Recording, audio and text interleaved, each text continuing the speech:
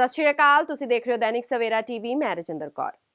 ਤਿੰਨੋਂ ਖੇਤੀ ਕਾਨੂੰਨਾਂ ਦੇ ਖਿਲਾਫ 1 ਸਾਲ ਤੋਂ ਦਿੱਲੀ ਦੀਆਂ ਸਰਹੱਦਾਂ ਤੇ ਡਟੇ ਕਿਸਾਨਾਂ ਦੀ ਆਖਰਕਾਰ ਲੰਬੀ ਜੱਦੋ-ਜਹਿਦ ਅਤੇ ਸੰਘਰਸ਼ ਤੋਂ ਬਾਅਦ ਜਿੱਤ ਹੋਈ ਹੈ। ਸਰਕਾਰ ਵੱਲੋਂ ਮੰਗਾਂ ਮੰਨਣ ਤੋਂ ਬਾਅਦ ਕਿਸਾਨ ਜਿੱਤ ਦੇ ਜਸ਼ਨ ਦੇ ਵਿੱਚ ਡੁੱਬੇ ਹੋਏ ਨੇ। ਕਿਸਾਨ ਘਰ ਵਾਪਸੀ ਦੀ ਤਿਆਰੀ ਕਰ ਰਹੇ ਨੇ ਤੇ 11 ਦਸੰਬਰ ਨੂੰ ਘਰ ਪਰਤ ਰਹੇ ਨੇ। ਕਿਸਾਨਾਂ ਵੱਲੋਂ ਟੈਂਟ ਹਟਾਏ ਜਾ ਰਹੇ ਨੇ ਅਤੇ ਆਪਣਾ ਸਾਮਾਨ ਵੀ ਸਮੇਟਿਆ ਜਾ ਰਿਹਾ ਹੈ। संयुक्त किसान मोर्चे ने फैसला लेंदे हुए अंदोलन सस्पेंड कर दिता है ਅਤੇ ਕੱਲ ਦਿੱਲੀ ਦੇ ਵੱਖ-ਵੱਖ ਬਾਰਡਰਾਂ ਤੋਂ ਆਪਣੇ ਘਰਾਂ ਨੂੰ ਵਾਪਸੀ ਕਰਨਗੇ। ਇਸ ਤੇ ਕਾਂਗਰਸ ਦੇ ਕੌਮੀ ਬੁਲਾਰੇ ਰਣਦੀਪ ਸੁਰਜੇਵਾਲਾ ਨੇ ਕਿਹਾ ਕਿ ਇਤਿਹਾਸ ਗਵਾਹ ਹੈ ਕਿ ਹਉਮੈ ਹਾਰ ਜਾਂਦੀ ਹੈ, ਚਾਹੇ ਉਹ ਇਤਿਹਾਸ ਦੇ ਪੰਨਿਆਂ ਵਿੱਚ ਦਰਜ ਰਾਵਣ ਦਾ ਹੰਕਾਰ ਹੋਵੇ ਜਾਂ ਬਹੁਮਤ ਦੀ। ਮੁੱਖ ਮੰਤਰੀ ਚਰਨਜੀਤ ਸਿੰਘ ਚੰਨੀ ਨੇ ਸਮਝੀ ਪੰਜਾਬ ਦੇ ਕਿਸਾਨਾਂ ਦੀ ਮੁਸ਼ਕਿਲ। 2021-22 ਦੇ ਸੀਜ਼ਨ ਦੌਰਾਨ ਪੰਜਾਬ ਦੇ ਵਿੱਚ ਕੁੱਲ MSP ਤੇ 187 ਲੱਖ ਮੈਟ੍ਰਿਕ ਟਨ ਝੋਨਾ ਖਰੀਦਿਆ ਗਿਆ, ਜਿਸ ਦੇ ਤਹਿਤ 8,20,000 ਕਿਸਾਨਾਂ ਦੇ ਖਾਤਿਆਂ ਦੇ ਵਿੱਚ 36,257 ਕਰੋੜ ਰੁਪਏ ਦਾ ਭੁਗਤਾਨ ਕੀਤਾ ਗਿਆ। ਪੰਜਾਬ ਦੇ ਲੋਕਾਂ ਨੂੰ ਵਧਾਈ ਦੇਣਾ ਚਾਹੁੰਦਾ ਹਾਂ। ਜਿੰਨੀ ਪ੍ਰੋਕਿਉਰਮੈਂਟ ਇਸ ਸਾਲ ਵਧੀਆ ਹੋਈ ਹੈ, पिछले 20 साल च नहीं यही हुई। मैं अपने अफसरां नूं और अपने मंत्री नूं बधाई देना चाहता और लोकां नूं।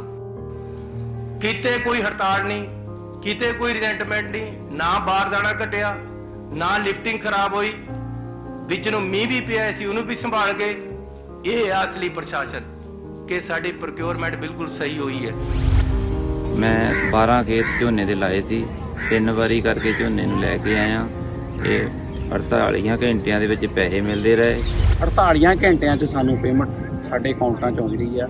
ਇਸ ਕਰਕੇ ਮੈਂ ਪੰਜਾਬ ਸਰਕਾਰ ਦਾ ਬਹੁਤ ਧੰਨਵਾਦੀ ਹਾਂ। ਇਸ ਵਾਰ ਝੋਨਾ ਵੀ ਵਧੀਆ ਚੱਕ ਹੋਇਆ ਤੇ ਪੇਮੈਂਟ ਵੀ ਪਹਿਲੀ ਵਾਰ ਅਕਾਊਂਟਾਂ 'ਚ ਠਾਠਾ ਪਈ। ਪੰਜਾਬ ਸਰਕਾਰ ਦਾ ਏਜੰਡਾ ਸੂਬੇ ਦਾ ਕਿਸਾਨ ਹੋਵੇ ਖੁਸ਼ਹਾਲ। मोदी सरकार ਦਾ ਹੰਕਾਰ। ਅੱਜ ਦੇਸ਼ ਦੇ ਕਿਸਾਨਾਂ ਦੀ ਹੋਈ ਜਿੱਤ ਦੇਸ਼ ਦੇ ਹਰ ਵਰਗ ਦੀ ਜਿੱਤ ਹੈ, ਲੋਕਤੰਤਰ ਦੀ ਜਿੱਤ ਹੁੰਦੀ ਹੈ। ਉਹਨਾਂ ਕਿਹਾ ਕਿ ਕਿਸਾਨ ਅੰਦੋਲਨ ਨੇ ਮਹਾਤਮਾ ਗਾਂਧੀ ਦੇ ਸਿਧਾਂਤਾਂ ਨੂੰ ਮਹਿਸੂਸ ਕੀਤਾ। ਸਮਕਾਲੀ ਇਤਿਹਾਸ ਦੇ ਵਿੱਚ ਕਦੇ ਵੀ ਇੰਨਾ ਅਨੁਸ਼ਾਸਿਤ, ਸੀਮਤ ਅਤੇ ਮੁੱਦੇ ਆਧਾਰਿਤ ਅੰਦੋਲਨ ਨਹੀਂ ਦੇਖਿਆ ਗਿਆ। इतिहास साक्षी है कि अहंकार हमेशा हारता है, चाहे वो इतिहास के पन्नों में अंकित रावण का अहंकार हो या प्रचंड बहुमत का अहंकार लिए मोदी सरकार हो। दिल्ली की सीमाओं पर 378 दिनों से सतत संघर्ष के बाद देश के अन्नदाताओं को मिली विजय करोड़ों किसानों और खेत मजदूरों को की असली विजय है, प्रजातंत्र की विजय है। किसान आंदोलन ने महात्मा गांधी जी के सिद्धांत को एक बार फिर चरितार्थ कर दिया कि जनता की असली शक्ति, प्रजातंत्र की असली शक्ति जनता में निहित है। समकालीन विश्व इतिहास में इतना अनुशासित, मर्यादित और संयमित और मुद्दों पर आधारित आंदोलन शायद कभी नहीं देखा। इसके लिए किसान यूनियन के नेताओं को भी हमारी शुभकामनाएं और साधुवाद। ने समूचे विश्व को ये पाठ पढ़ाया है कि अगर मुट्ठी भर पूंजीपतियों के सहयोग से सत्ता हासिल भी कर लें तो भी उसके संचालन के सूत्र देश की जनता के हाथ में ही रहते हैं। मोदी सरकार को सदन की असंवैधानिक मनमानियों को सड़क पर कैसे ठीक किया जाता है, ये देश के किसानों ने कर दिखाया है। आज हम कह सकते हैं कि प्रजातंत्र के एक नए युग की शुरुआत हुई है और मोदी सरकार की हार में ही भारत के प्रजातंत्र की जीत है। ਉੱਥੇ ਸ਼੍ਰੋਮਣੀ ਅਕਾਲੀ ਦਲ ਦੀ ਸਾਂਸਦ ਹਰਸਿਮਰਤ ਕੌਰ ਬਾਦਲ ਨੇ ਕਿਸਾਨਾਂ ਦੀ ਜਿੱਤ ਤੇ ਵਧਾਈ ਦਿੱਤੀ। ਉਹਨਾਂ ਕਿਹਾ ਕਿ ਇਹ ਲੋਕਤੰਤਰ ਦੀ ਜਿੱਤ ਹੈ। ਉਹਨਾਂ ਕਿਹਾ ਕਿ ਸਰਕਾਰ ਲੋਕਾਂ ਦੀ ਆਵਾਜ਼ ਸੁਣਨ ਦੇ ਲਈ ਬਣਦੀਆਂ ਨੇ, ਪਰ ਜਦੋਂ ਸਰਕਾਰ ਨੇ ਲੋਕਾਂ ਦੀ ਆਵਾਜ਼ ਨਾ ਸੁਣੀ ਤਾਂ ਲੋਕਾਂ ਨੇ ਆਪਣੀ ਆਵਾਜ਼ ਖੁਦ ਸੁਣਾ ਦਿੱਤੀ। ਉਹਨਾਂ ਕਿਹਾ ਕਿ ਇਹ ਦੇਸ਼ ਦਾ ਐਮਰਜੈਂਸੀ ਤੋਂ ਬਾਅਦ ਦਾ ਸਭ ਤੋਂ ਵੱਡਾ ਅੰਦੋਲਨ ਹੈ। ਉਹਨਾਂ ਇਹ ਵੀ ਕਿਹਾ ਕਿ ਕਿਸਾਨੀ ਅੰਦੋਲਨ ਵਿੱਚ ਅਕਾਲੀ ਦਲ ਪਹਿਲੇ ਦਿਨ ਤੋਂ ਹੀ ਕਿਸਾਨਾਂ ਦੇ ਨਾਲ ਖੜਾ ਹੈ। ਖੇਤੀ ਕਾਨੂੰਨਾਂ ਦੇ ਵਿਰੋਧ ਵਿੱਚ ਹੀ ਉਸਨੇ ਕੇਂਦਰੀ ਮੰਤਰੀ ਦੇ ਅਹੁਦੇ ਤੋਂ ਅਸਤੀਫਾ ਦਿੱਤਾ ਸੀ। ਉਹਨਾਂ ਕਿਹਾ ਕਿ ਜੇਕਰ ਸਰਕਾਰ ਕਿਸਾਨਾਂ ਦੀਆਂ ਮੰਗਾਂ ਪਹਿਲਾਂ ਹੀ ਮੰਨ ਲੈਂਦੀ ਤਾਂ ਜੋ 700 ਤੋਂ ਜ਼ਿਆਦਾ ਕਿਸਾਨ ਸ਼ਹੀਦ ਹੋਏ ਉਹਨਾਂ ਦੀ ਜਾਨ ਬਚ ਸਕਦੀ ਸੀ। देखिए, मैं देश के किसानों को बधाई देती हूँ। लोकतंत्र की जीत हुई है। सरकारें बनती हैं लोगों की बात सुनने के लिए, उनकी मांगें पूरी करने के लिए। आज लोगों की आवाज़ जब नहीं सुनी गई तो लोगों ने अपनी आवाज़ अकेले सुना दी। और किसानों के लिए खुशी, क्योंकि मेरे क्षेत्र में तकरीबन 150 मौतें, जो 700 किसान शहीद हुए हैं, शायद 150 मेरे हल्के से ही होंगे। और कई ऐसे परिवार हैं जो 10-10 महीने अपने घर से दूर रहे हैं। आज वो सब मोड़ के वापस जाएंगे और मैं समझती हूँ कि एक बहुत बड़ी जीत देश के किसानों की हुई है। लेकिन जो देखा जाए, हिंदुस्तान के इतिहास में शायद इमरजेंसी के बाद पहली बारी लोगों का ये एक इतना बड़ा आंदोलन इमरजेंसी के बाद पहली बारी बैठा है। लेकिन जहाँ तक शिरोमणि अकाली दल या पंजाबियों की बात है, तो मैं ये भी बताना चाहूँगी कि जब महात्मा गांधी ने जब देश आज़ाद नहीं हुआ था और जिसको देश की सबसे पहली आज़ादी की जीत बोली थी, जब हमारे पंजाबियों ने अपने गुरुद्वारों को महंतों से छुड़वा के ब्रिटिश के राज में अपने कब्जा किया था, और एसजीपीसी जो आज तक हमारी मिनी पार्लियामेंट जिसकी इलेक्शन होती है, वो देश की सबसे पहली आज़ादी की जीत थी।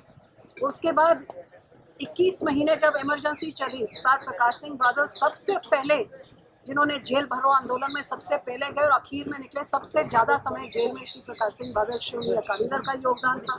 पंजाबी सूबे की लड़ाई के लिए भी श्रोमणी अकाली दल लड़ती रही। और ये 378 डेज का ये जो किसान का आंदोलन चला है, सबसे पहले इस संसद में इस्तीफा श्रोमणी अकाली दल ने दिया था। और आज मैं समझती हूँ कि जिस कारण करके इस्तीफा दिया था, ये साबित हो गया कि जो हमारी बात सुनी होती तो शायद 700 जाने बच जाती। मेरे दिल में सबसे बड़ा दुख इसी बात का है, क्योंकि उन किसानों के घर पे मैं गई हूँ, उन माताओं के घर पे गई हूँ, जिन्होंने कितने कितने दिन यहाँ पे जो सड़कों पे कुचली गई थी, जिनकी मौतें हो गई हैं, जिनके जवान बच्चों की मौत हो गई, जिनके घर वाले चले गए हैं। मैंने वो देखा है, जब घर वाले यहाँ पे बैठे थे तो औरतें जो घर से निकली नहीं थी, वो ट्रैक्टर चला के खेती कर रही थी, बूढ़ी माँ। क्या कुछ नहीं देखने को मिला इस साल में। ਪੰਜਾਬ ਸਰਕਾਰ ਦੀ ਕੈਬਨਿਟ ਦੇ ਵਿੱਚ ਕਈ ਅਹਿਮ ਮੁੱਦਿਆਂ ਤੇ ਚਰਚਾ ਕੀਤੀ ਗਈ। ਇਸ ਦੇ ਸਬੰਧ ਦੇ ਵਿੱਚ ਟਰਾਂਸਪੋਰਟ ਮੰਤਰੀ ਰਾਜਾ ਵੜਿੰਗ ਨੇ ਦੱਸਿਆ ਕਿ ਕੈਬਨਿਟ ਵਿੱਚ 5 ਮੁੱਦਿਆਂ ਦੇ ਫੈਸਲੇ ਲਏ ਗਏ, ਜਿਨ੍ਹਾਂ ਵਿੱਚੋਂ 2 ਬੜੇ ਅਹਿਮ ਫੈਸਲੇ ਨੇ। ਉਹਨਾਂ ਦੱਸਿਆ ਕਿ ਸਫਾਈ ਕਰਮਚਾਰੀ ਪੱਕੇ ਕਰ ਲਏ ਗਏ ਨੇ, ਇਸ ਦੇ ਨਾਲ ਹੀ ਮਾਲੀ ਅਤੇ ਡਰਾਈਵਰ ਵੀ ਪੱਕੇ ਕਰ ਲਏ ਗਏ ਨੇ। ਉਹਨਾਂ ਨੇ ਦੱਸਿਆ ਕਿ ਫਸਲਾਂ ਦੇ ਖਰਾਬ ਹੋਣ ਦਾ ਮੁਆਵਜ਼ਾ ਵੀ 12,000 ਤੋਂ ਵਧਾ ਕੇ 17,000 ਕਰ ਦਿੱਤਾ ਗਿਆ ਹੈ। ਕਿਸਾਨਾਂ ਨੂੰ ਹੁਣ ਫਸਲਾਂ ਦੇ ਖਰਾਬ ਮੁਆਵਜ਼ੇ ਦੇ 17,000 ਰੁਪਏ ਪ੍ਰਤੀ ਏਕੜ ਦਿੱਤਾ ਜਾਵੇਗਾ। ਉਹਨਾਂ ਨੇ ਦੱਸਿਆ ਕਿ ਪਾਣੀ ਦਾ ਬਿੱਲ 50 ਰੁਪਏ ਪ੍ਰਤੀ ਮਹੀਨਾ ਅਤੇ ਪਿੰਡਾਂ ਵਿੱਚ ਵਾਟਰ ਵਰਕਸ ਦੇ ਬਿਜਲੀ ਬਿੱਲ ਦੇ ਬਕਾਏ ਨੂੰ ਮਾਫ ਕਰਨ ਦੀ ਵੀ ਪ੍ਰਵਾਨਗੀ ਦੇ ਦਿੱਤੀ ਗਈ ਹੈ। ਉਹਨਾਂ ਨੇ ਇਹ ਵੀ ਦੱਸਿਆ ਕਿ ਆਂਗਨਵਾੜੀ ਮੁਲਾਜ਼ਮਾਂ, ਅਧਿਆਪਕਾਂ ਅਤੇ ਪਨਬਸ ਮੁਲਾਜ਼ਮਾਂ ਦੀਆਂ ਮੰਗਾਂ ਤੇ ਵੀ ਚਰਚਾ ਕੀਤੀ ਗਈ। ਉਹਨਾਂ ਉਮੀਦ ਜਤਾਈ ਹੈ ਕਿ ਇਹਨਾਂ ਮਸਲਿਆਂ ਦਾ ਹੱਲ ਵੀ ਜਲਦੀ ਕੀਤਾ ਜਾਵੇਗਾ। ਅੱਜ ਕਾਫੀ ਜਿਹੜੇ ਫੈਸਲੇ ਸੀਗੇ, 5 ਫੈਸਲਿਆਂ ਦੇ ਉੱਤੇ ਕਾਫੀ ਜਿਹੜੇ ਫੈਸਲੇ ਲਏ ਗਏ ਮੁੱਦੇ ਸਨ। ਉਹਨਾਂ ਵਿੱਚੋਂ 2 ਬੜੇ ਅਹਿਮ ਮੁੱਦੇ ਸਨ, ਜਿਹੜਾ ਕਿ ਲੋਕਲ ਬਾਡੀਜ਼ ਦੇ ਵਿੱਚ ਜਿਹੜੇ ਸਫਾਈ ਕਰਮਚਾਰੀ ਹੈ ਉਹਨਾਂ ਨੂੰ ਪੱਕੇ ਕਰਨ ਦਾ ਜਿਹੜਾ ਤਜਵੀਜ਼ ਸੀ, ਉਹ ਅੱਜ ਪਾਸ ਹੋ ਗਈ ਹੈ। ਕੈਬਨਿਟ ਮੈਮੋ ਆਇਆ ਸੀ, ਉਹਦੇ ਵਿੱਚ ਫੈਸਲਾ ਲੈ ਲਿਆ ਗਿਆ ਕਿ ਜਲਦ ਤੋਂ ਜਲਦ ਉਹਨਾਂ ਨੂੰ ਪੱਕੇ ਕਰ ਦਿੱਤਾ ਗਿਆ। ਨਾਟ ਜਲਦ ਤੋਂ ਜਲਦ, ਪੱਕੇ ਕਰ ਦਿੱਤਾ ਗਿਆ। ਉਹਨਾਂ ਦੇ ਨਾਲ ਇਹ ਵੀ ਲੋਕਾਂ ਨੇ ਮੰਗ ਉਠਾਈ ਕਿ ਜਿਹੜੇ ਮਾਲੀਜ਼ ਤੇ ਡਰਾਈਵਰਸ ਵੀ ਹੈਗੇ ਆ, ਜਿਹੜੀਆਂ ਸੈਂਕਸ਼ਨ ਪੋਸਟ ਦੇ ਅਧੀਨ ਹੈ, ਉਹਨਾਂ ਨੂੰ ਵੀ ਪੱਕਾ ਕਰ ਦਿੱਤਾ ਜਾਵੇ। ਤਾਂ ਉਹ ਵੀ ਸਰਕਾਰ ਨੇ ਮੰਗ ਮੰਨ ਲਈ ਗਿਆ। ਦੂਸਰਾ ਜਿਹੜਾ ਖਰਾਬਾ ਸੀਗਾ, ਜਿਹੜਾ ਅਹਿਮ ਮੰਗ ਸੀ ਕਿਸਾਨ ਭਰਾਵਾਂ ਦੀ, ਕਿ ਉਹ 12,000 ਰੁਪਇਆ ਅਸੀਂ ਪ੍ਰਤੀ ਏਕੜ ਦੀ ਜਿਹੜੀ ਗੱਲ ਕੀਤੀ ਸੀ, ਲੇਕਿਨ ਉਹ ਸਰਕਾਰ ਨੇ ਵਧਾ ਕੇ 17,000 ਰੁਪਇਆ ਦੀ ਮੰਗ ਮੰਨ ਲਈ ਹੈ। ਹੁਣ ਜਿਨ੍ਹਾਂ ਦੀਆਂ ਫਸਲਾਂ 100% ਖਰਾਬ ਹੋਈਆਂ, ਉਹਨਾਂ ਨੂੰ 17,000 ਪ੍ਰਤੀ ਏਕੜ ਕਾਟਨ ਦਾ ਮਿਲੇਗਾ। ਸੋ ਇਹ तमाम ਜਿਹੜੀਆਂ ਕੈਬਨਿਟ ਦੇ ਵਿੱਚ ਵਿਚਾਰ ਵਟਾਂਦਰਾ ਹੋਇਆ। ਅਗਲੀ ਮੀਟਿੰਗ ਵੀ ਮੇਰੇ ਖਿਆਲ ਮੰਡੇ ਟਿਊਜ਼ਡੇ ਨੂੰ ਰੱਖੀ ਗਈ ਹੈ। ਸੋ तमाम ਜਿਹੜੀਆਂ ਅਨਾਉਂਸਮੈਂਟਸ ਹੋਈਆਂ, ਅੱਜ ਉਹ ਵਾਟਰ ਵਰਕਸ ਵਾਲੇ ਆ, ਜਿਹੜਾ 50 ਰੁਪਏ ਬਿੱਲ ਦਾ ਸੀਗਾ ਉਸ ਤੋਂ ਪਹਿਲਾਂ, ਤੇ ਜਿਹੜੀਆਂ ਵਾਟਰ ਵਰਕਸ ਦੇ ਬਿਜਲੀ ਦੇ ਬਿੱਲ ਸਨ, ਉਹਨਾਂ ਨੂੰ ਵੀ ਪ੍ਰਵਾਨਗੀ ਦੇ ਦਿੱਤੀ ਗਈ ਕਿ ਸਰਕਾਰ तमाम ਜਿਹੜੇ ਉਹ ਬਿਜਲੀ ਦੇ ਬਿੱਲ ਸਨ ਉਹਨਾਂ ਵਾਟਰ ਵਰਕਸ ਦੇ ਪੁਰਾਣੇ ਏਰੀਆਜ਼ ਉਹ ਵੀ ਪੂਰਤੀ ਕਰੇਗੀ। ਸਰ, ਜਿਹੜੀ ਅਗਲੀ ਕੈਬਨਿਟ ਹੋਏਗੀ ਉਹਦੇ ਵਿੱਚ ਕਿਹੜੇ ਮੁੱਦਿਆਂ ਦੇ ਉੱਪਰ, ਕਿਸੇ ਸਭ ਤੋਂ ਜ਼ਿਆਦਾ ਜਿਹੜੇ ਮੁੱਦੇ ਇਸ ਸਮੇਂ ਹੈ ਕਿ ਪੰਜਾਬ ਦੇ ਵਿੱਚ ਟੀਚਰਸ ਦਾ ਮਸਲਾ ਹੈ, ਲਗਾਤਾਰ ਉਹ ਪ੍ਰੋਟੈਸਟ ਕਰ ਰਹੇ ਨੇ ਤੇ ਅੱਜ ਆਂਗਨਵਾੜੀ ਵਰਕਰਾਂ ਨੇ ਵੀ ਇੱਥੇ ਪ੍ਰੋਟੈਸਟ ਕੀਤਾ ਹੈ। हाँ बिल्कुल जी, ਅੱਜ ਆਂਗਨਵਾੜੀ ਵਾਲਿਆਂ ਦਾ ਵੀ ਚਰਚਾ ਹੋਈ ਹੈ। ਆਂਗਨਵਾੜੀ ਟੀਚਰਸ, तमाम ਲੋਕਾਂ ਦੀ, ਹੋਰ PRTC ਮੁਲਾਜ਼ਮ, ਪਨਬਸ ਦੇ ਮੁਲਾਜ਼ਮ, ਇਹਨਾਂ ਦੀ ਵੀ ਚਰਚਾ ਰੱਖੀ ਗਈ ਹੈ, ਜਿਹਦੇ ਉੱਤੇ ਸਰਕਾਰ ਨੇ ਉਹਨਾਂ ਨੇ ਕਿਹਾ ਕਿ ਗੌਰੇ ਨਜ਼ਰ ਹੈ, ਇਹਨਾਂ ਨੂੰ ਅਸੀਂ ਅਗਲੀ ਕੈਬਨਿਟ ਦੇ ਵਿੱਚ ਤੁਸੀਂ ਲਿਆਂਦਾ ਜਾਵੇ ਔਰ ਮੇਰਾ ਖਿਆਲ ਸਰਕਾਰ ਪੁਖਤਾ ਪ੍ਰਬੰਧ ਕਰਕੇ ਕੁਝ ਲੋਕਾਂ ਦੇ ਮਸਲੇ, ਕੁਝ ਜਿਵੇਂ ਉਹਨਾਂ ਨੇ ਮੈਨੂੰ ਪੀਆਰਟੀਸੀ ਤੇ ਬੰਬਸ ਦੀ ਗੱਲ ਕੀਤੀ ਹੈ, ਹੱਲ ਹੋ ਜਾਣਗੇ, ਮੈਨੂੰ ਉਮੀਦ ਹੈ। ਸਰ ਬੱਸ ਮੁਲਾਜ਼ਮਾਂ ਨੇ ਕਿਹਾ ਸੀ ਕਿ ਤੁਹਾਡੇ ਨਾਲ ਪਹਿਲਾਂ ਮੀਟਿੰਗ ਹੋਈ ਸੀ, ਉਹਨਾਂ ਨੇ ਤੁਸੀਂ ਕਿਹਾ ਸੀ ਕਿ ਅਗਲੀ ਕੈਬਨਿਟ ਦੇ ਵਿੱਚ ਹੱਲ ਹੋ ਜਾਵੇ। 2 ਕੈਬਨਿਟ ਹੋ ਚੁੱਕੀਆਂ ਨੇ, ਹੁਣ ਅਗਲੀ ਕੈਬਨਿਟ ਇਸ ਵਾਰੀ ਉਹਨਾਂ ਦਾ ਮੁੱਦਾ ਕੈਬਨਿਟ 'ਚ ਨਹੀਂ ਰੱਖਿਆ ਗਿਆ ਕਿਉਂਕਿ ਆਲਰੇਡੀ ਫਾਈਲ ਤੇ ਮੈਂ ਸਾਈਨ ਕੀਤੇ ਹੋਏ ਆ। ਅਸੀਂ ਫਾਈਲ ਤੇ ਉਹਨਾਂ ਨਾਲ ਗੱਲ ਕਰ ਲਈ ਸੀ। ਪਿਛਲੀ ਕੈਬਨਿਟ 'ਚ ਕੋਈ ਐਮਰਜੈਂਸੀ ਆਉਣ ਦੇ ਕਾਰਨ ਮੁੱਖ ਮੰਤਰੀ ਪੰਜਾਬ ਨੂੰ ਜਾਣਾ ਪਿਆ ਸੀ। ਤੁਹਾਨੂੰ ਵੀ ਪਤਾ ਹੈ ਕੈਬਨਿਟ ਬਹੁਤ ਕੁਝ ਮਿੰਟਾਂ ਦੀ ਕੈਬਨਿਟ ਸੀਗੀ ਲਾਸਟ ਕੈਬਨਿਟ। ਫਿਰ ਉਹਨਾਂ ਨੇ ਬੇਜਦ ਹੋ ਕੇ ਧਰਨਾ ਲਾ ਦਿੱਤਾ ਗਿਆ, ਜਦਕਿ ਮੇਰੇ ਆਉਣ ਤੋਂ ਬਾਅਦ ਅਸੀਂ 30% ਉਹਨਾਂ ਦੀ ਸੈਲਰੀ ਦੇ ਵਿੱਚ ਵਾਧਾ ਕੀਤਾ ਹੈ। ਦੀਵਾਲੀ ਤੋਂ ਪਹਿਲਾਂ ਉਹ ਸੈਲਰੀ ਦੇ ਦਿੱਤੀ ਗਈ ਹੈ। ਜੋ ਉਹਨਾਂ ਦੀਆਂ ਮੰਗਾਂ ਸੀ 5% ਇਨਕਰੀਮੈਂਟ ਹਰ ਸਾਲ ਦੀ ਗੱਲ ਕੀਤੀ ਗਈ ਹੈ। ਜੋ ਉਹਨਾਂ ਨੇ ਇਸ ਵਾਰੀ ਕਿਹਾ ਸੀ ਕਿ ਆਊਟਸੋਰਸ ਵਾਲਿਆਂ ਨੂੰ ਕੰਟਰੈਕਟ ਬੇਸਿਸ ਐਂਡ ਕੰਟਰੈਕਟ ਵਾਲਿਆਂ ਨੂੰ ਪੱਕੇ, ਉਹਦੇ ਤੇ ਵੀ ਮੈਂ ਉਸੇ ਡੇਟ ਦੀ ਅੱਜ ਉਹਨਾਂ ਨੂੰ ਦਿਖਾਇਆ ਵੀ ਮੈਂ ਕਿ ਮੈਂ ਉਹਦੇ ਤੇ ਮੋਹਰ ਲਾ ਕੇ ਸਾਈਨ ਕਰਕੇ ਕੈਬਨਿਟ ਮੀਮੋ ਲਈ ਲਿਆਂਦੀ ਗਈ ਸੀ, ਲੇਕਿਨ ਉਹ ਪਿਛਲੀ ਕੈਬਨਿਟ 'ਚ ਨਹੀਂ ਆਇਆ। ਲੇਕਿਨ ਇਸ ਵਾਰੀ ਉਹ ਕੈਬਨਿਟ 'ਚ ਪੁੱਟ ਅਪ ਨਹੀਂ ਕੀਤਾ ਗਿਆ ਕਿਉਂਕਿ ਉਹਨਾਂ ਨੇ ਬੇਜਦ ਹੋ ਕੇ ਸ਼ਰਤ ਉਹਨਾਂ ਸਟ੍ਰਾਈਕ ਤੇ ਚਲੇ ਗਏ। ਮੈਂ ਉਹਨਾਂ ਨੂੰ ਕਿਹਾ ਸੀ ਕਿ ਤੁਹਾਡੇ ਨਾਲ ਹੈ, ਤੁਸੀਂ ਸਾਡੇ ਪਰਿਵਾਰ ਦੇ ਮੈਂਬਰ ਹੋ, ਤੁਸੀਂ ਇਹ ਸਟ੍ਰਾਈਕ ਖਤਮ ਕਰੋ ਤੇ ਅਸੀਂ ਇਹ ਕੈਬਨਿਟ ਦੇ ਵਿੱਚ ਇਹ ਮੈਮੋਰੈਂਡਮ ਲੈ ਕੇ ਆਵਾਂਗੇ ਕਿ ਇਹਨਾਂ ਨੂੰ ਪੱਕੇ ਕਰ ਦਿੱਤਾ ਜਾਵੇ। 2022 ਦੀਆਂ ਵਿਧਾਨ ਸਭਾ ਚੋਣਾਂ ਤੋਂ ਪਹਿਲਾਂ ਹੀ ਆਮ ਆਦਮੀ ਪਾਰਟੀ ਨੂੰ ਇੱਕ ਹੋਰ ਵੱਡਾ ਝਟਕਾ ਲੱਗਾ ਹੈ। ਆਮ ਆਦਮੀ ਪਾਰਟੀ ਦੇ ਫਰੀਦਕੋਟ ਦੇ ਹਲਕਾ ਜੈਤੋ ਤੋਂ ਵਿਧਾਇਕ ਮਾਸਟਰ ਬਲਦੇਵ ਸਿੰਘ ਨੇ ਪਾਰਟੀ ਨੂੰ ਆਪਣਾ ਅਸਤੀਫਾ ਸੌਂਪ ਦਿੱਤਾ ਹੈ, ਜੋ ਉਹਨਾਂ ਪਾਰਟੀ ਦੇ ਕਨਵੀਨਰ ਅਰਵਿੰਦ ਕੇਜਰੀਵਾਲ ਅਤੇ ਪੰਜਾਬ ਪ੍ਰਧਾਨ ਭਗਵੰਤ ਮਾਨ ਦੇ ਨਾਮ ਭੇਜਿਆ ਹੈ। ਅਸਤੀਫਾ ਦੇਣ ਦਾ ਕਾਰਨ ਉਹਨਾਂ ਨਿੱਜੀ ਕਾਰਨ ਦੱਸਿਆ ਹੈ। ਚੋਣਾਂ ਤੋਂ ਕੁਝ ਹੀ ਦਿਨ ਪਹਿਲਾਂ ਇਹ ਫੈਸਲਾ ਆਮ ਆਦਮੀ ਪਾਰਟੀ ਲਈ ਵੱਡਾ ਝਟਕਾ ਮੰਨਿਆ ਜਾ ਰਿਹਾ ਹੈ। ਇੱਕ ਪਾਸੇ ਪਾਰਟੀ ਸੂਬੇ ਵਿੱਚ ਆਪਣੇ ਆਪ ਨੂੰ ਸਰਗਰਮ ਕਰਨ ਵਿੱਚ ਝੁਕੀ ਹੋਈ ਹੈ, ਦੂਜੇ ਪਾਸੇ ਇਸ ਪਾਰਟੀ ਦੇ ਕਈ ਵਿਧਾਇਕ ਪਾਰਟੀ ਛੱਡ ਕੇ ਦੂਜੀਆਂ ਪਾਰਟੀਆਂ ਦੇ ਵਿੱਚ ਸ਼ਾਮਿਲ ਹੋ ਚੁੱਕੇ ਨੇ। ਅਜਿਹਾ ਹੀ ਚੱਲਦਾ ਰਿਹਾ ਤਾਂ ਪੰਜਾਬ ਵਿੱਚ ਆਮ ਆਦਮੀ ਪਾਰਟੀ ਦੀ ਹਾਲਤ ਕਾਫੀ ਖਰਾਬ ਹੋ ਸਕਦੀ ਹੈ। ਨਵਜੋਤ ਸਿੰਘ ਸਿੱਧੂ ਸੋਸ਼ਲ ਮੀਡੀਆ ਤੇ ਹਮੇਸ਼ਾ ਹੀ ਸਰਗਰਮ ਰਹਿੰਦੇ ਨੇ ਅਤੇ ਕਿਸੇ ਨਾ ਕਿਸੇ ਮੁੱਦੇ ਨੂੰ ਲੈ ਕੇ ਚਰਚਾ ਵਿੱਚ ਰਹਿੰਦੇ ਨੇ।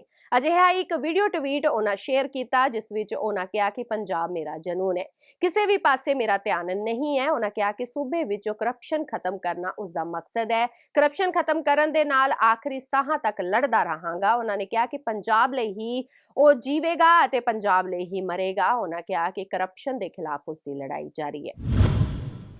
ਸ਼੍ਰੀ ਗੁਰੂ ਨਾਨਕ ਦੇਵ ਜੀ ਬਾਰੇ ਗਲਤ ਟਿੱਪਣੀ ਕਰਨ ਵਾਲੇ ਅਨਿਲ ਅਰੋੜਾ ਨੂੰ ਲੁਧਿਆਣਾ ਪੁਲਿਸ ਨੇ ਗ੍ਰਿਫਤਾਰ ਕਰ ਲਿਆ, ਜਿਸ ਦੀ ਪੁਸ਼ਟੀ ਪੁਲਿਸ ਕਮਿਸ਼ਨਰ ਗੁਰਪ੍ਰੀਤ ਸਿੰਘ ਭੁੱਲਰ ਵੱਲੋਂ ਕੀਤੀ ਗਈ।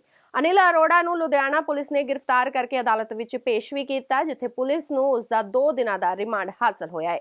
ਭਾਰੀ ਪੁਲਿਸ ਬਲ ਦੇ ਨਾਲ ਉਸ ਨੂੰ ਅਦਾਲਤ ਵਿੱਚ ਪੇਸ਼ ਕੀਤਾ ਗਿਆ। ਇਸ ਮੌਕੇ ਮੌਜੂਦ ਲੋਕਾਂ ਨੇ ਮੰਗ ਕੀਤੀ ਕਿ ਦੋਸ਼ੀ ਨੂੰ ਸਖਤ ਸਜ਼ਾ ਦਿੱਤੀ ਜਾਵੇ ਤਾਂ ਜੋ ਅਜਿਹੀ ਘਟਨਾ ਦੁਬਾਰਾ ਨਾ ਵਾਪਰੇ। ਦੱਸ ਦਈਏ ਕਿ ਅਨਿਲ ਅਰੋੜਾ ਦੇ ਖਿਲਾਫ ਲੁਧਿਆਣਾ ਵਿਖੇ ਸ਼੍ਰੀ ਗੁਰੂ ਨਾਨਕ ਦੇਵ ਜੀ ਬਾਰੇ ਸੋਸ਼ਲ ਮੀਡੀਆ ਤੇ ਅਪਸ਼ਬਦ ਬੋਲਣ ਦੇ ਦੋਸ਼ ਵਿੱਚ ਮਾਮਲਾ ਦਰਜ ਕੀਤਾ ਗਿਆ ਸੀ, ਜਿਸ ਤੋਂ ਬਾਅਦ ਉਸ ਦੀ ਗ੍ਰਿਫਤਾਰੀ ਦੀ ਮੰਗ ਨੂੰ ਲੈ ਕੇ ਸਿੱਖ ਜਥੇਬੰਦੀਆਂ ਅਤੇ ਹੋਰ ਧਰਮਾਂ ਦੇ ਲੋਕਾਂ ਵੱਲੋਂ ਸਮਰਾਲਾ ਚੌਂਕ ਵਿੱਚ ਧਰਨਾ ਲਗਾ ਕੇ ਰੋਡ ਜਾਮ ਕੀਤਾ ਗਿਆ ਸੀ, ਜਿਸ ਤੋਂ ਬਾਅਦ ਹਰਕਤ ਵਿੱਚ ਆਈ ਪੁਲਿਸ ਵੱਲੋਂ 8 ਵਿਅਕਤੀਆਂ ਨੂੰ ਗ੍ਰਿਫਤਾਰ ਕੀਤਾ ਗਿਆ ਸੀ ਅਤੇ ਮੁੱਖ ਦੋਸ਼ੀ ਨੂੰ ਕਾਬੂ ਕਰਨ ਦੇ ਲਈ ਲੁਧਿਆਣਾ ਪੁਲਿਸ ਵੱਲੋਂ ਵੱਖ-ਵੱਖ ਟੀਮਾਂ ਬਣਾ ਕੇ ਪੰਜਾਬ ਭਰ ਦੇ ਵਿੱਚ ਛਾਪੇਮਾਰੀ ਕੀਤੀ ਜਾ ਰਹੀ ਸੀ। ਇਸ ਮਾਮਲੇ ਵਿੱਚ ਪੁਲਿਸ ਨੂੰ ਉਸ ਵੇਲੇ ਵੱਡੀ ਕਾਮਯਾਬੀ ਮਿਲੀ ਜਦੋਂ ਅਨਿਲ ਅਰੋੜਾ ਨੂੰ ਜ਼ੀਰਕਪੁਰ ਦੇ ਨੇੜਿਓਂ ਗ੍ਰਿਫਤਾਰ ਕਰ ਲਿਆ ਗਿਆ। ਅਨਿਲ ਅਰੋੜਾ 2 ਮਹੀਨੇ ਤੋਂ ਭਗੌੜਾ ਚੱਲ ਰਿਹਾ ਸੀ ਅਤੇ ਉਸ ਦੇ ਉੱਪਰ 1 ਲੱਖ ਰੁਪਏ ਦਾ ਇਨਾਮ ਵੀ ਰੱਖਿਆ ਗਿਆ ਸੀ। ਮਾਰਨ ਦੀ ਨਹੀਂ ਹੈਗੀ ਗੱਲ, ਇਹ ਹੈ ਵੀ ਆਪਣਾ ਰੋਸ ਕਿਸ ਤਰੀਕੇ ਨਾਲ ਜ਼ਾਹਿਰ ਕੀਤਾ ਜਾਵੇ। ਸਾਡਾ ਸਿਰਫ ਰੋਸ ਇਸ ਤਰੀਕੇ ਦਾ ਜ਼ਾਹਿਰ ਕਰਨਾ ਸੀ ਵੀ ਅਸੀਂ ਜੁੱਤੀ ਉਹਦੇ ਮਾਰੀਏ ਤਾਂ ਕਿ ਤੈਨੂੰ ਪਤਾ ਲੱਗੇ ਵੀ ਤੂੰ ਜੁੱਤੀਆਂ ਦਾ ਹੀ ਹੱਕਦਾਰ ਹੈ। ਕਿਉਂ? ਕਿਉਂਕਿ ਗੁਰੂ ਨਾਨਕ ਸਾਹਿਬ ਨੂੰ ਸਾਰੀ ਕਾਇਨਾਤ, ਸਾਰੇ ਧਰਮ ਦੇ ਲੋਕ ਆਪਣਾ ਇਸ਼ਟ ਮੰਨਦੇ ਆ। ਸੋ ਇਸ ਕਰਕੇ ਸਾਡਾ ਮੋਟਿਵ ਕੋਈ ਮਾਰਨਾ ਜਾਂ ਕੋਈ ਗੁੰਡਾਗਰਦੀ ਜਾਂ ਕੋਈ ਉਸ ਤਰੀਕੇ ਦਾ ਨਹੀਂ। ਅਸੀਂ ਰੋਸ ਜ਼ਾਹਿਰ ਕਰਨਾ ਸੀ ਵੀ ਇਹ ਜਿਹੜਾ ਦੁਸ਼ਟ ਪਾਪੀ ਹੈ ਜੁੱਤੀਆਂ ਦੇ ਲਾਇਕ ਹੈ। ਸੋ ਜੁੱਤੀ ਹੱਥ 'ਚ ਲੈ ਕੇ ਅਸੀਂ ਉਹਦੇ ਮਾਰਨ ਦੀ ਕੋਸ਼ਿਸ਼ ਕੀਤੀ ਹੈ, ਪਰ ਪ੍ਰਸ਼ਾਸਨ ਨੇ ਸਾਨੂੰ ਜਿਹੜਾ ਪਿੱਛੇ ਕਰ ਲਿਆ ਤੇ ਇਸ ਚੀਜ਼ ਦਾ ਵਧਾਈ ਦਾ ਪਾਤਰ ਹੈ ਪ੍ਰਸ਼ਾਸਨ ਕਿ ਉਹਨੇ ਬਹੁਤ ਹੀ ਮੁਸਤੈਦੀ ਦੇ ਨਾਲ ਜਾ ਕੇ ਅੱਜ 2 ਮਹੀਨੇ ਬਾਅਦ ਜਿਹੜਾ ਉਹਨੂੰ ਕਾਬੂ ਕਰ ਲਿਆ ਤੇ ਉਹਦਾ ਰਿਮਾਂਡ ਵੀ ਅਸੀਂ ਸੁਣਿਆ ਕਿ 2 ਦਿਨ ਦਾ ਉਹਨਾਂ ਨੂੰ ਮਿਲਿਆ। ਤੇ ਪ੍ਰਸ਼ਾਸਨ ਜਿੱਥੇ ਵਧਾਈ ਦਾ ਪਾਤਰ ਹੈ ਉੱਥੇ ਮੈਂ ਡੀਜੀਪੀ ਸਾਹਿਬ ਮਾਨਯੋਗ ਚੰਨੀ ਸਾਹਿਬ, ਸਾਡੇ ਮੁੱਖ ਮੰਤਰੀ ਸਾਹਿਬ, ਉਹਨਾਂ ਨੂੰ ਸਿਰਫ ਇੱਕ ਬੇਨਤੀ ਕਰਨਾ ਚਾਹੁੰਦਾ ਕਿ ਅਗਲੀ ਟਰਮ ਪਤਾ ਨਹੀਂ ਤੁਸੀਂ ਆਣਾ ਕਿ ਨਹੀਂ ਆਣਾ, ਹੋ ਸਕਦਾ ਤੁਸੀਂ ਆ ਜਾਓ, ਪਰ ਅੱਜ ਜਾਂਦੇ ਜਾਂਦੇ ਜਿਹੜੀ ਆਹਲੀ ਟਰਮ ਹੈ ਨਾ, ਸਿਰਫ ਇੱਕ ਸਾਡੀ ਬੇਨਤੀ ਤੇ ਜਿਹੜਾ ਚੰਗਾ ਕੰਮ ਕਰ ਜਾਓ। ਇੱਕ ਸਪੈਸ਼ਲ ਕ੍ਰਾਈਮ, ਸਾਈਬਰ ਕ੍ਰਾਈਮ ਦੀ ਸਪੈਸ਼ਲ ਇੱਕ ਇਨਵੈਸਟੀਗੇਸ਼ਨ ਟੀਮ ਜਿਹੜੀ ਬਣਾਓ ਹਰ ਜ਼ਿਲ੍ਹੇ ਦੇ ਵਿੱਚ। ਇਹੋ ਜਿਹੇ ਲੋਕ ਜਦੋਂ ਪਹਿਲੀ ਪੋਸਟ ਹੀ ਪਾਉਣ ਨਾ ਨਫ਼ਰਤ ਭਰੀ, ਚਾਹੇ ਕਿਸੇ ਵੀ ਧਰਮ ਦੇ ਖਿਲਾਫ, ਉਹਨੂੰ ਉਦੋਂ ਹੀ ਕਾਬੂ ਕਰ ਲਿੱਤਾ ਜਾਵੇ ਤਾਂ ਕਿ ਇਹ ਅੱਗੇ ਜਿਹੜੀਆਂ ਪੋਸਟਾਂ ਪਾਉਂਦੇ ਰਹਿੰਦੇ ਆ ਇਹੋ ਜਿਹੀ ਪੋਸਟਾਂ ਨਾ ਪਾਉਣ। ਇਹ ਸਨ ਹੁਣ ਤੱਕ ਦੇ ਕੁਝ ਖਾਸ ਖਬਰਾਂ। ਅਪਡੇਟ ਜਾਣਕਾਰੀ ਲਈ ਜੁੜੇ ਰਹੋ ਦੈਨਿਕ ਸਵੇਰਾ ਟੀਵੀ ਦੇ ਨਾਲ ਤੇ ਜਾਂਦੇ ਇੱਕ ਨਜ਼ਰ ਪਾ ਲੈਣੇ ਅੱਜ ਦੀਆਂ ਕੁਝ ਖਾਸ ਖਬਰਾਂ ਤੇ। ਸ਼੍ਰੋਮਣੀ ਅਕਾਲੀ ਦਲ ਦੀ ਸਾਂਸਦ ਹਰਸਿਮਰਤ ਕੌਰ ਬਾਦਲ ਨੇ ਕਿਸਾਨਾਂ ਦੀ ਜਿੱਤ ਤੇ ਦਿੱਤੀ ਵਧਾਈ। ਚੋਣਾਂ ਤੋਂ ਪਹਿਲਾਂ ਆਮ ਆਦਮੀ ਪਾਰਟੀ ਨੂੰ ਇੱਕ ਹੋਰ ਝਟਕਾ, ਵਿਧਾਇਕ ਬਲਦੇਵ ਸਿੰਘ ਨੇ ਦਿੱਤਾ ਅਸਤੀਫਾ। ਸ਼੍ਰੀ ਗੁਰੂ ਨਾਨਕ ਦੇਵ ਜੀ ਬਾਰੇ ਗਲਤ ਟਿੱਪਣੀ ਕਰਨ ਵਾਲੇ ਅਨਿਲ ਅਰੋੜਾ ਨੂੰ ਲੁਧਿਆਣਾ ਪੁਲਿਸ ਨੇ ਕੀਤਾ ਗ੍ਰਿਫਤਾਰ, ਅਦਾਲਤ ਵਿੱਚ ਕੀਤਾ ਪੇਸ਼।